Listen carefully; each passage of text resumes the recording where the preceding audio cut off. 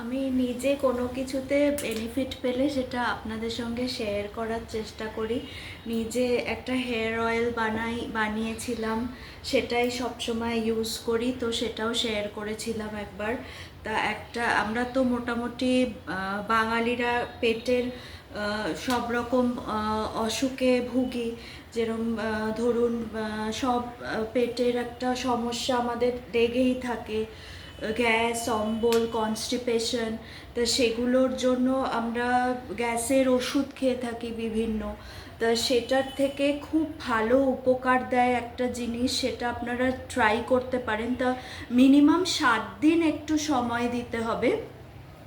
7 দিন এটা যদি রেগুলার খান তাহলে দেখবেন অনেকটা উপকার হবে। তা সেই জন্য কি করতে হবে, 1 গ্লাস জলে রাত্রিবেলা আগেই, মানে রাত্রিবেলা এটা ভিজিয়ে রাখবেন। 1 চামচ জিরে, 1 চামচ জিরে, এটা একদম মেপে নেবেন। একটা চামচে 1 চামচ জিরে, 1 চামচ মৌরি, 1 চামচ জিরে, 1 চামচ মৌরি, আর 1/2 চামচ জোয়ান। 1 চামচ জিরে, 1 চামচ মৌরি, আর 1/2 চামচ জোয়ান ভালো করে এটাকে মিশিয়ে এটাকে চাপা দিয়ে রেখে দেবেন সারা রাত। এটা সারা রাত এইভাবে ভিজিয়ে রেখে দেবেন। এবার সারা রাত ভিজিয়ে রাখার পর এইরকম একটা রং হবে, এরকম হলদে মতো। এবার এইটাকে ফুটাবেন বেশ অনেকক্ষণ।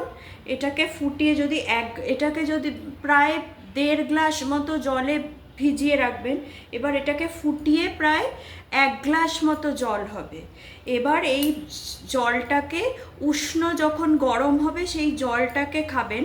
আর এই যে জিনিসগুলো যে ছেঁকে যে জলটা মানে সেদ্ধ করে, যখন এটা তো পুরো সেদ্ধ হয়ে যাবে, এটা আপনারা ভাতের পাতে এই সেদ্ধটা ভাতের সাথে খেয়ে নিতে পারেন।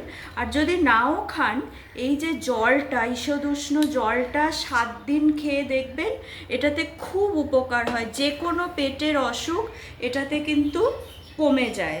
এই 1 চামচ জিরে, 1 চামচ মৌরি, আর 1/2 চামচ জোয়ান, এটা খাবেন।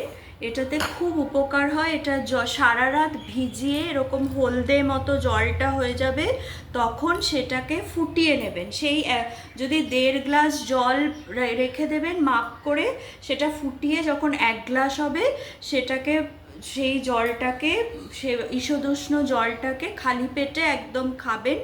আর ভাতের সাথে এই যে জিনিসগুলো থাকবে এটাকে সেদ্ধও খেয়ে নিতে পারেন, একটুখানি মেখে। খুব পেটের জন্য খুব উপকারী এটা। আপনারা যদি 7 দিন একটু ট্রাই করবেন, খাবেন, যদি উপকার, মানে অবশ্যই আপনারা উপকার পাবেন। খেয়ে আপনারা একটু দেখবেন।